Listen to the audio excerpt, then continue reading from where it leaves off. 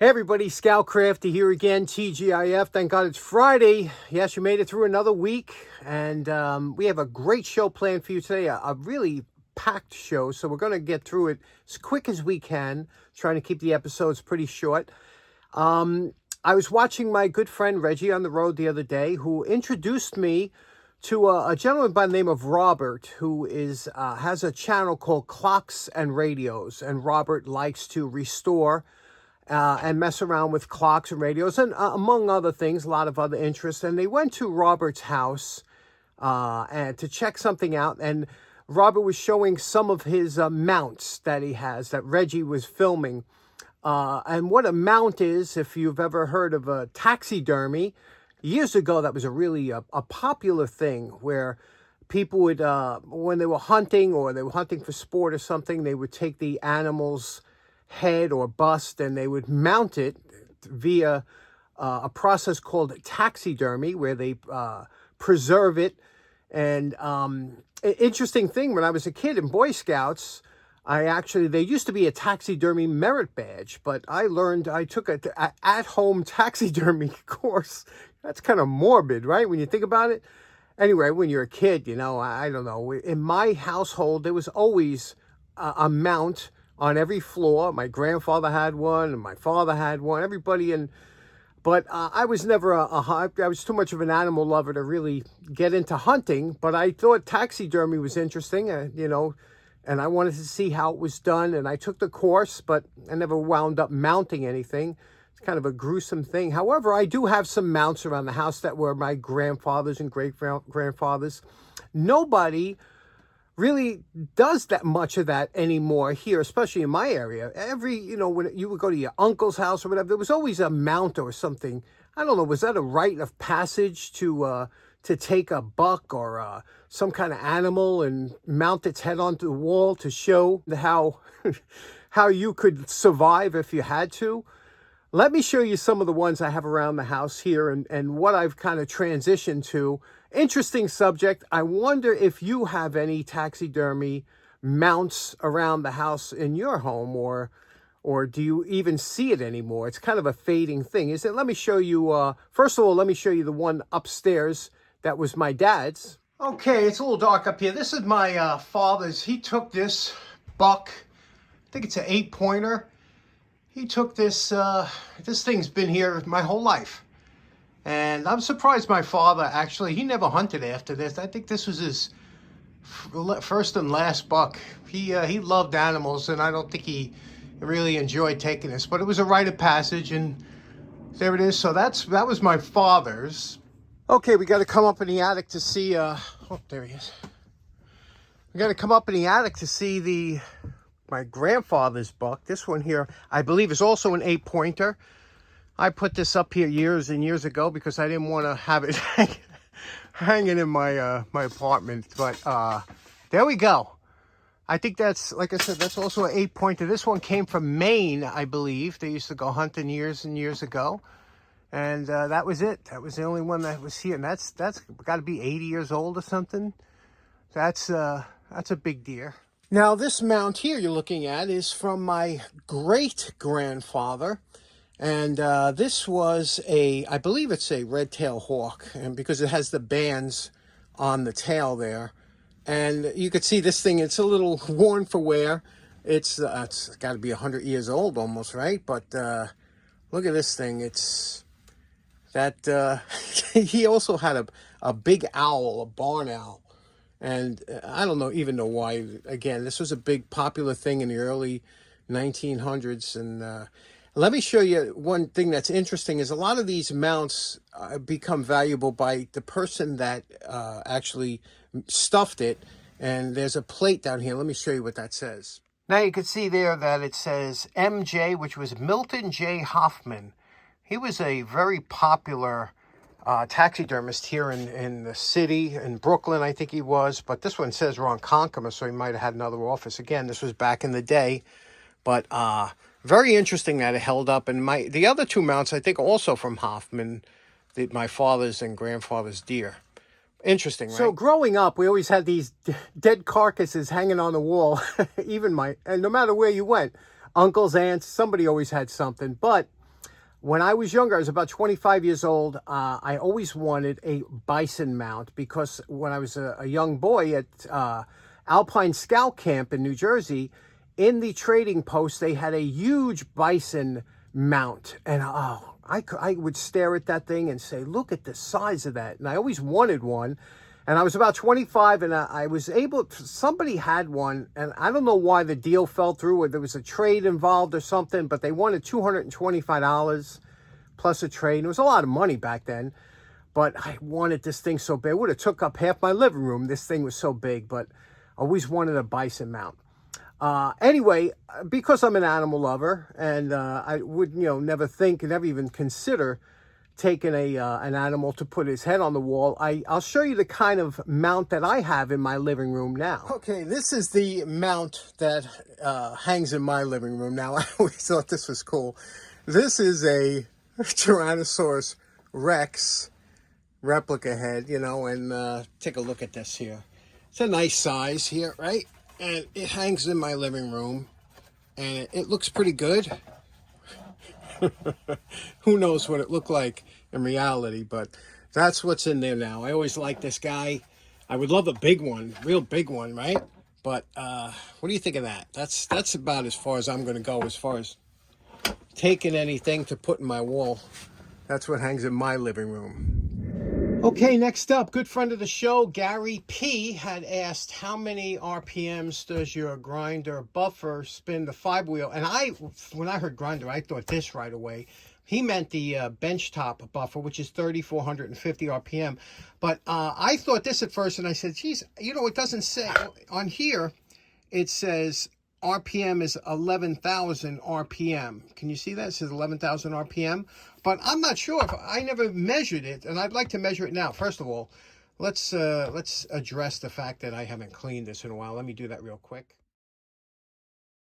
There we go. That's a little more presentable, right? I'd like to see, just out of curiosity, how many RPMs this actually does. Is it close to 11,000? So to do that, I'm going to put a piece of tape on here. I'm going to measure it with my stroboscope. And a stroboscope is nothing more than like a timing light here that'll send out some signal. And we'll be able to figure out what the RPMs is. So let's do that real quick. Okay, the first thing we're going to do is turn this on, the stroboscope, and we're going to adjust the RPMs to the approximate range of what this is going to be. Now, we got to go higher than this here. They have a range, high and low. Touch this button here. There we go. We're at 10,000. Now this is the course. We figure it's going to be around 11,000. So now we're going to turn this on, and you can see how this is flashing so fast it looks like it's just on normal. But when I turn this grinder on, that's going to look like it's stopped. So let's do that.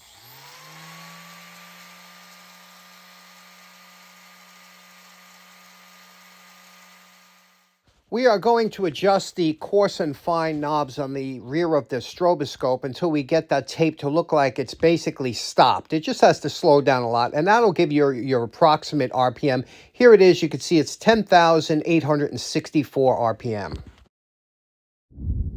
Okay, next up, as you know, I am a fan of light bulbs, all different types of light bulbs. I recently bought a case of these GE soft white LED light bulbs off of eBay. At about $1 a bulb, which is really good considering their UL and they're good for damp locations. Good bulb. Now, this here is something I got myself around Christmas time. What this is, check this out. This is a light bulb tester. Now, I make my own and whatnot, but this one here I've been looking at for years, and I always was intrigued by this one. Let me show you a little bit more about it. It takes different bulbs, sizes and shapes, of course, and this is a mogul here, and it has different features, including it's fused, and it tells you the wattage and voltage. So I didn't try it. I'm going to try it out right now. Let's see what we find out. Okay, now this is pretty much self-explanatory, but it's really interesting because in this section up here we have, this is E26 or E27. That's basically an Edison bulb, which is this base here.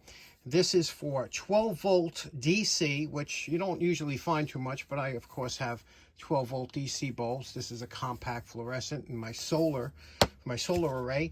And then over here on this side, you have some taps for line voltage. In other words, 120 volts. You could tap into here, and there's little jumpers or whatever. You could put a cord in there to run 120 volts. It has its own switch. This is for a mogul base bulb, which is the big heavy-duty base bulbs, E39 or E40.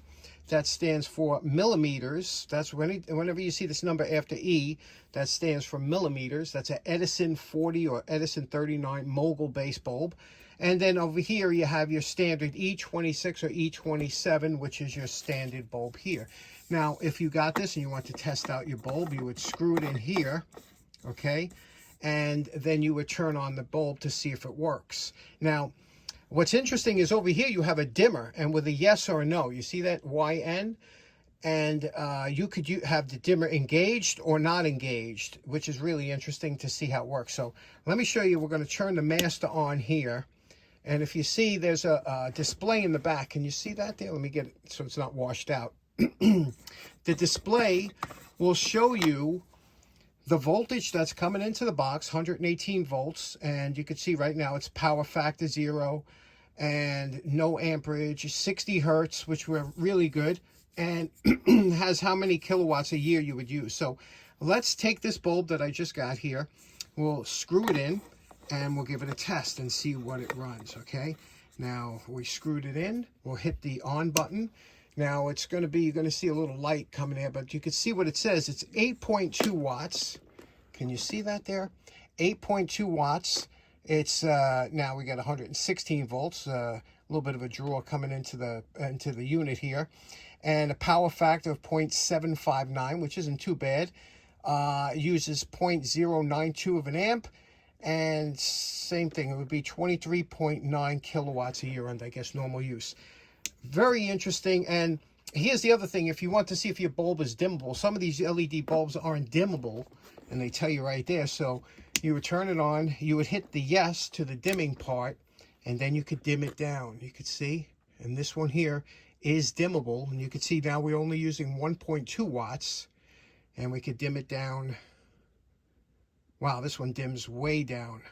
Half a watt we can get this down to, and then bring it up. So the bulb is dimmable, it works. What a great little unit this is, huh? Here's another little 1 watt bulb. You can see we'll plug that in, and you can see here it's only drawing 0.7 or 0.8 of a watt. Look at that, huh? And it is this one here. You can also dim it down. We could dim it down, and it goes way down because it's only using so little. Here we have a 1/10 of a watt. Here we go. It says it's not using any wattage, but it's still lit up. Interesting little thing to play with.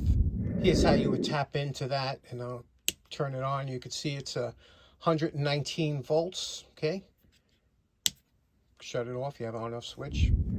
Okay, next up, a lot of you have been asking about the poor man's flea market, and you know, I'll tell you something. It's been very cold here. We have had a cold December. You know, below 20, anything below 20s is cold, and I don't know. People don't go in their garage and throw stuff out, or even they hold on to stuff until it warms up a little bit.